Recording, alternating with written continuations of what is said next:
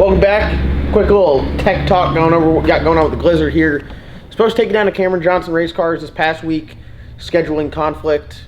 Very busy with some of the work we had to do up here, so unfortunately got to reschedule. But I think it's actually going to work out better. We're going to the dyno this upcoming week, so only in a couple days we're going to the dyno with Slick Rick. We're going to have the Black Sheep done and then hopefully be knocked out with the Red Lobster, because we are taking the Red Lobster and the Black Sheep to Lights Out in February. So we got a little bit of work ahead of us, but we're going to get that stuff done. I told you guys, I wasn't kidding, we're going to be doing a whole lot of racing. So we're going to go to test, and we'll take this down to Cameron Johnson Race Cars and drop it off so he can get working on this while we get busy racing, and then hopefully a month or two goes by, he's done with this thing, we get it back, we got to plumb it, we got to wire it, do some little odds and end things, and then we'll have another car ready to make some content, do some racing, do some ride-alongs and stuff like that. So this is the Glizzard. For those of you guys that don't know what it is, it's a 460 cubic inch, roots blown, LS, 2-speed 400, stock suspension Fox body. It is a pretty basic build, other than like this is kind of oddball for the LS stuff. Not too many guys run the roots blowers, but we're doing it for the cool, the wow factor. We're not really trying to set any records and go fast as hell. We just want something that's going to be, you know, fun for Thursday night testing tunes. Go out there and pull some wheelies and be an exciting experience. You're not going to beat the sound and just like the shock and awe of the blower. So there's a couple things that we're doing differently up here than we would on any of our other builds. Other than that, it's a pretty standard Fox body build, 25.5.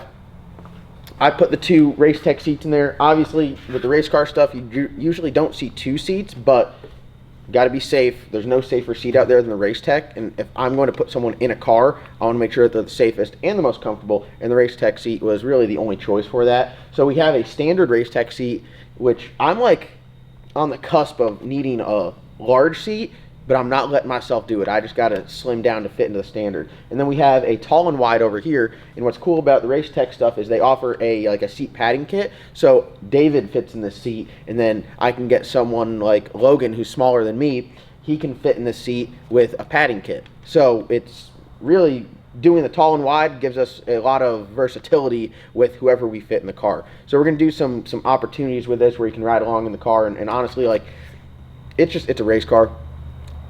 There's some people that aren't going to fit in this thing.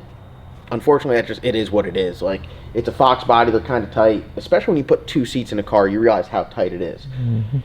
But the main thing is we want it to be reliable, we want it to be safe, we want it to be comfortable, and I think it's going to do all of those things. So as we go further back here, let's talk about the rear end. We got a built 8.8.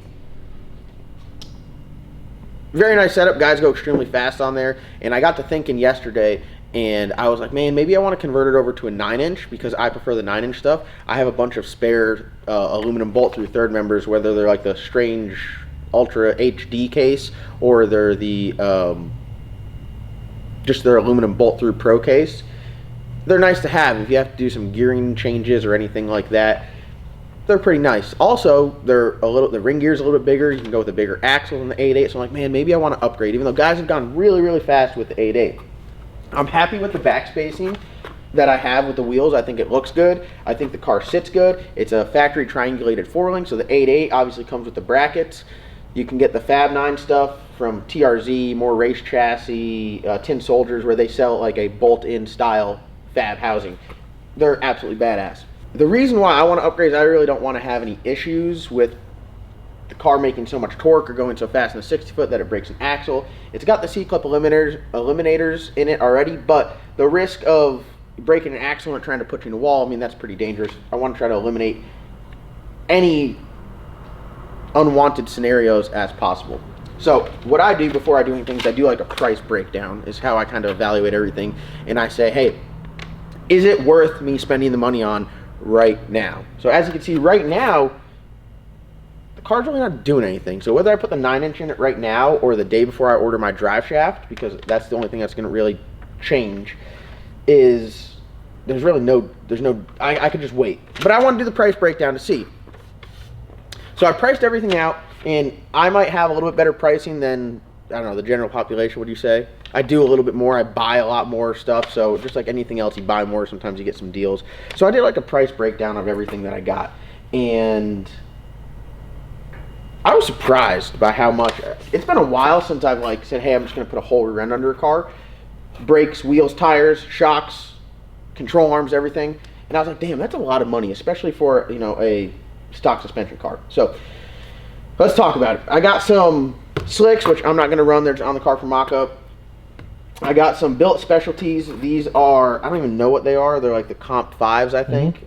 15 by 12. A little bit stretch on the tire. I think it looks great. I mean, not too balloony. I think it looks perfect. Sits in the fender well. I'm happy with it. So it's a 15 by 12 with a 4.5-inch backspace. And it is 5 by 4.5, which is the forward bolt pattern. So it looks great with the double bead lock. The only reason I really, and I think they might have changed it. I'm not sure. Don't quote me. But this really bothers me about the billet specialties is if I want to run a pro bracket radial, I have to order a different bead lock ring. I think that is total BS. If you're going to go and spend $3,000, $2,800, $3,200 on a set of wheels, and they're like, oh yeah, if you want to run the tire, like if you want to change tires and run that one, it's going to be another $850, and you can get some different bead lock rings that have like a different spacing. I'm like, that's total BS. And they're just like, oh, that just is what it is. As you guys can see, I put RC comps on everything else. I like the RC comps that much better. I can put any wheel, any tire on that wheel, no issues. Brandon Carter Motorsports is like my only place I get wheels from now. Absolutely great to deal with. Hands down. I'm not telling you guys not to buy billet specialties, but I will tell you this. I'm not going to buy any billet specialties ever again. Also, their other wheels that I used to have on the Black Sheep are impossible to change tires on. I say that.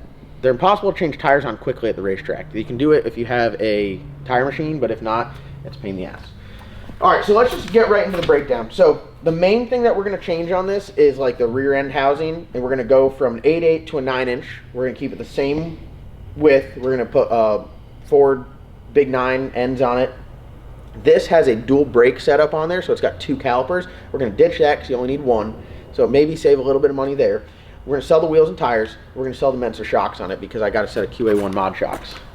These right here are bad to the bone. We run these in a couple different configurations here.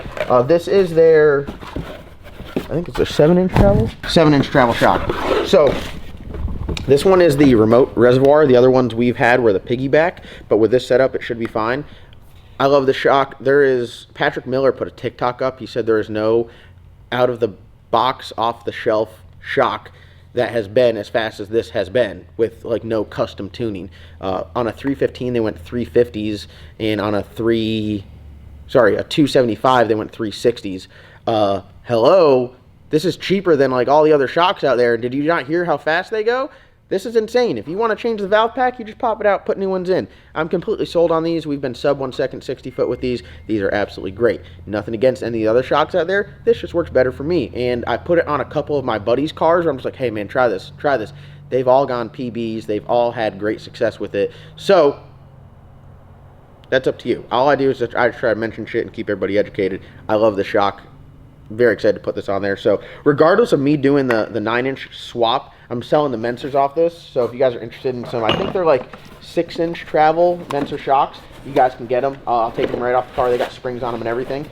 So that's a big thing. And then the anti-roll bar, we're going to redo the anti-roll bar on this because the car is going to have so much separation. So I just did a quick breakdown. And I tried to think about what I could sell this rear end for. The 8/8 compared to a 9-inch is way less desirable. You can get like an 8/8 35 spline axles with C-clip eliminators and a spool for like $800-900, maybe $1,000, and then the housing you can get for $200 out of a junkyard. Slap it all together. This one's got some additional bracing and some shock mounts on it to where it's a little bit nicer. So I factored, this is my pricing breakdown. I factored I could sell the wheels and tires for $2,500. The shocks I could sell for $1,400-1,500. They're in great condition. Mentor shocks, they're badass. People go really fast with them. Very desirable. The rear end, I got dual brake calipers. It's got the adjustable lower control arm bracket, 35 spline axles. It's got a spool. It got 410 gear, adjustable shock mounts.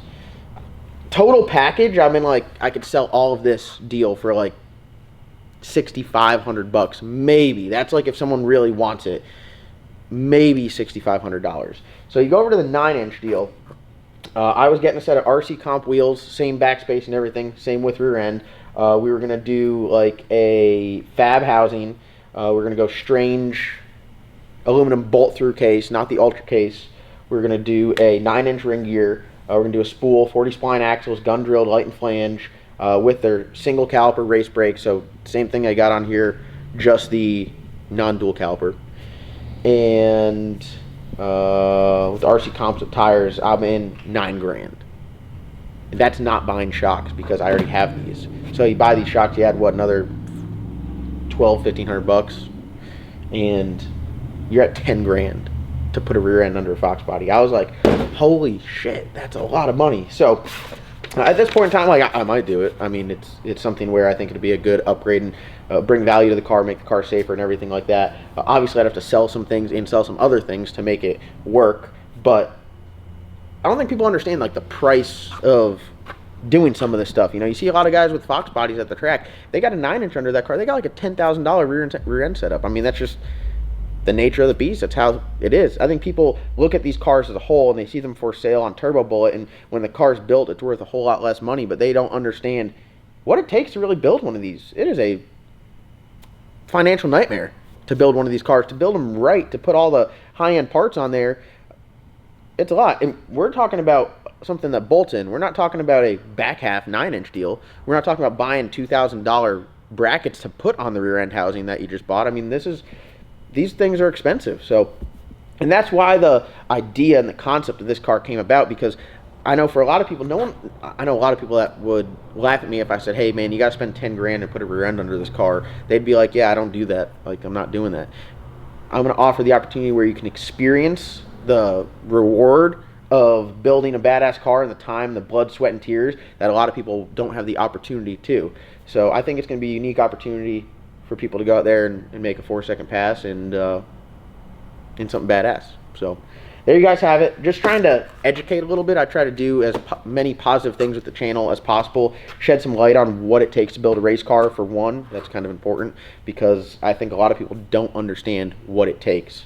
So when you're like, hey man, I'm too busy, I got to work to afford this stuff, now it makes sense. You're like, I got to bust my ass, I got to make an extra $10,000 somehow, I got to hustle.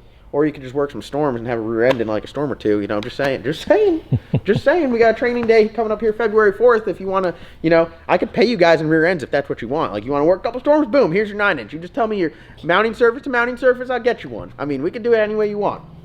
So, February 4th, training day rodeo here for John Dock Recovery at LS Nasty.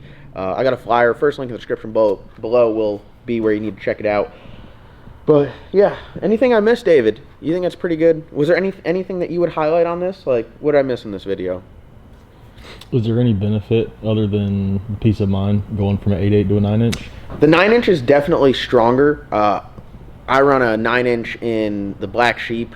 It weighs more than this. This thing projected with like me in it should weigh like 2,400 pounds, and then with someone else, you know, a 200-pound person, we're like 2,600 pounds. The Black Sheep with me in it weighs 2,750, and we've raced on that 9-inch for a while. Everything's bigger. The gear is bigger. It's easier to service because you could take the whole third member out. If you do have any issues, you could literally swap third members. The 40 spline axle is a big jump from the 35 spline. It's just a tried and true, more superior rear end. So I think peace of mind and longevity won. This 8.8 will probably hang in here fine, no problem. In the future, down the road, if I do decide to keep this for a while down the road, a 9-inch would be a good upgrade to do. So most guys, the 8, I mean, people have gone absolutely screaming fast on this 8.8. They've gone very fast, like 4 O's. Is it smart at that point? Maybe not. Can you do it? Yeah.